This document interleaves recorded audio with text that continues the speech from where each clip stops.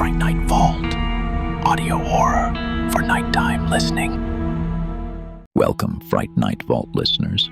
If you hunger for fear, let your soul linger here. Subscribe and join the growing circle of those who dare to listen when the dark begins to speak. Now, let us open tonight's tale.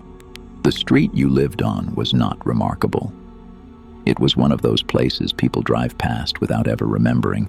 Rows of boxy homes, paint fading, trees planted long ago now leaning in tired silence. The kind of neighborhood that swallows decades, repeating itself in lawnmowers on Saturday mornings and porch lights glowing at dusk. But lately, you had begun to feel that the quiet was not peace. It was something closer to waiting. The waiting began in the upstairs window of the house across the street. It wasn't just a shadow or a trick of the lamp. It was a person, outlined perfectly in the dim glow of a second-floor bedroom. At first, you thought little of it. Neighbors looked out of windows all the time. But then you noticed the details, the shape of the jaw, the hollow cheeks, the way their head tilted downward as if studying you. It was impossible. And yet, you knew who they were. You had seen their face only in photographs, faded family albums, funeral programs pressed into your hand as a child. They had died years before you were even born, a close relative spoken of in hushed tones at family gatherings, someone you had never expected to meet except in stories. And yet, there they stood, night after night. Sometimes their figure was rigid, like a mannequin posed in stillness. Other times you swore their hand moved, just enough to tap the glass. The light in the room never changed, always that sickly, pale yellow that made their skin seem waxy, unreal, and always their gaze seemed to fall on you. You tried to ignore it at first. You drew your curtains earlier in the evening. You turned off the lights in your own bedroom to avoid the stare. But the weight of it pressed on you, heavier each night. Because deep down, you were certain of one thing. They weren't simply there. They were waiting for you. And the longer you delayed, the stronger the pull became. Every shadow whispered it. Every dream replayed it. Until one evening, standing alone in the glow of your own living room lamp, you decided you couldn't endure the silence anymore. You would cross the street. You would step inside the neighbor's house. And you would face the impossible truth staring back at you from that upstairs window. The night you chose to act was colder than it should have been. The street was empty, not a car engine nor a barking dog, only the faint buzz of a single street lamp overhead, the kind of silence that magnifies every sound you make, your shoes against the pavement, your breath dragging too loud in your throat. The house across the street loomed larger than you remembered. By day it looked unremarkable, its siding chipped, curtains drawn like every other house on the block. But at night, it seemed older, wrong, as though it had been abandoned long before you were born. And yet, that upstairs lamp still glowed, pulling you closer, like an open eye refusing to blink. You paused at the curb, looked up, and there they were. Your relative, long dead, never known, stood perfectly still, staring down at you from the window. Their face pale in the amber glow, their sewn-together features too clear for imagination. You could feel your heart climbing up your chest, each beat an accusation. Why are you here? Why are you still watching? The front door was locked, of course, but the wood was soft with rot, the frame brittle. When your hand pressed against it, the door gave way with a groan, as though the house itself exhaled in relief at your trespass. Inside, the air was heavy.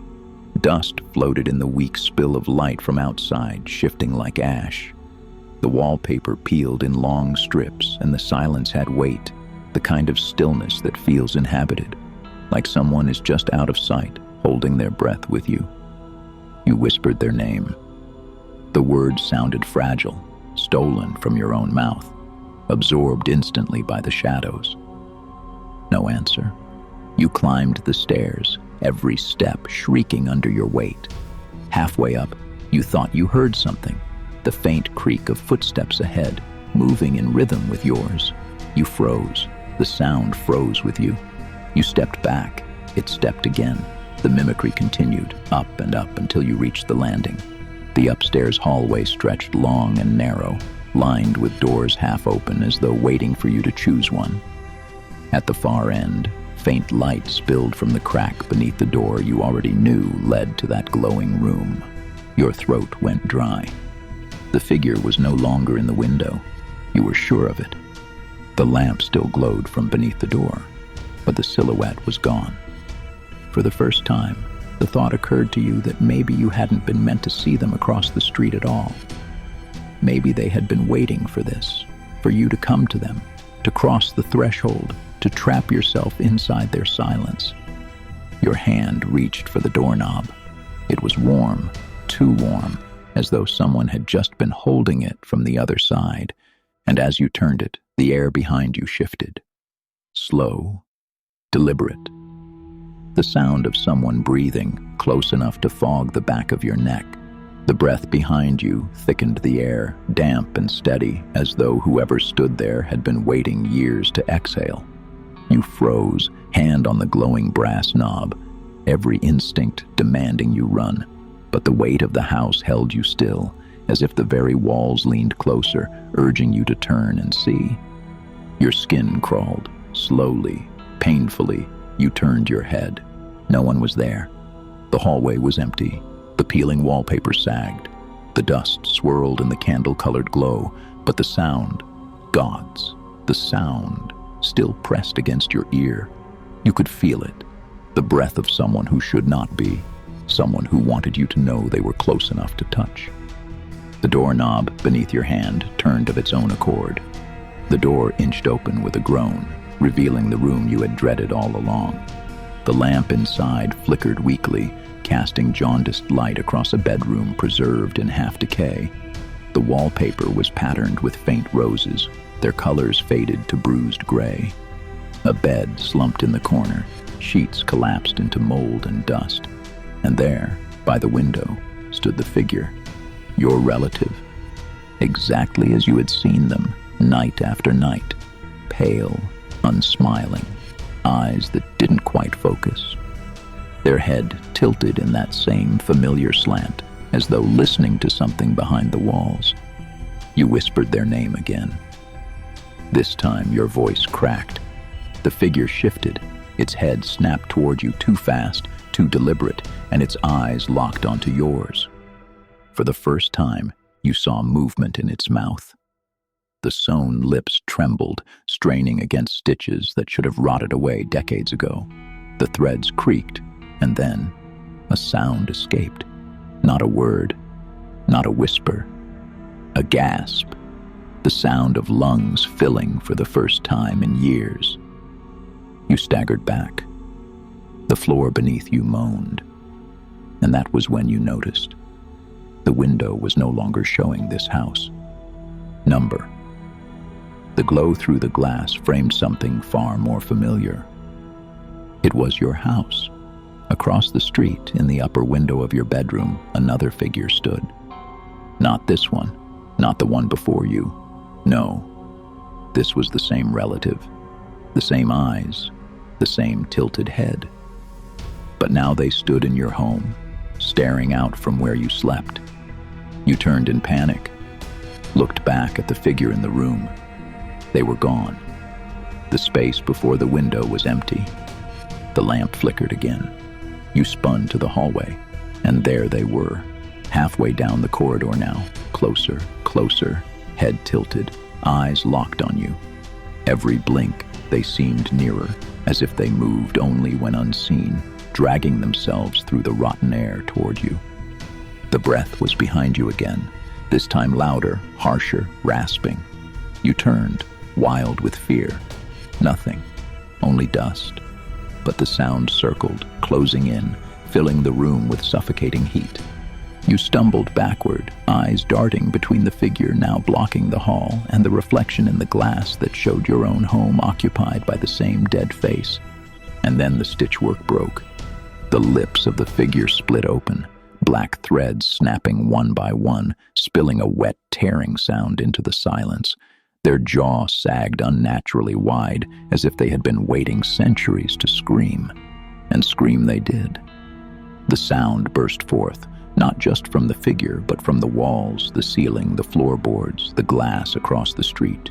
Your home, their home, every home. It filled your skull, vibrating your bones, echoing the very syllables of your name until it was no longer a name, but a curse. You ran.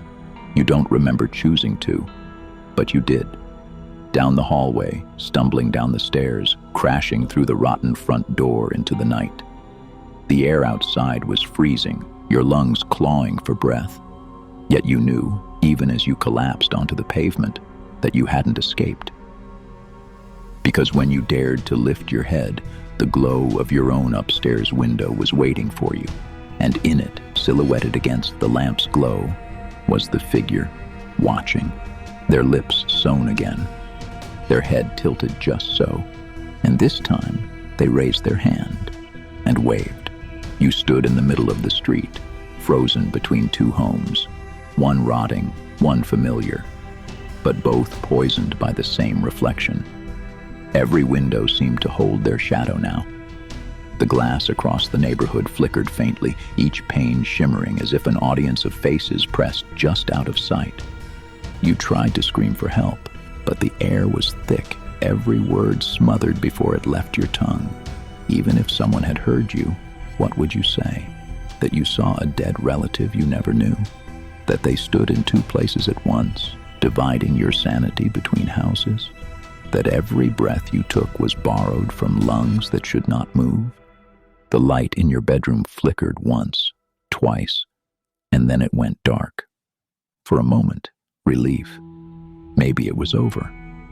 But when the glow snapped back alive, the figure had moved. No longer at the window. Now they were at the glass of your front door, staring out at you, hand pressed flat against the pane. Waiting. You felt something wet on your own palm. You looked down, a handprint. Yours, but not yours. Larger, darker, smoldering faintly as though burned into your skin from the inside. It was no longer a haunting, it was an invitation. And you had already answered by crossing the street. You ran, you don't remember where. Maybe you never stopped. Maybe you're still running. But every night since, when you glance back at your own home from the safety of distance, the window is lit. And someone waits there, patient, familiar, family. And one day soon, when you dare to turn your key and step back inside, you know what you'll see. Your house, your room, and someone already living there, wearing a face you've only ever seen in photographs. The vault never forgets those who answer its call. If the shadows followed you tonight, leave a comment. Let us know you heard them too. Subscribe to the vault and never walk alone again. We upload daily, and one night the story might be yours. See you in the next video.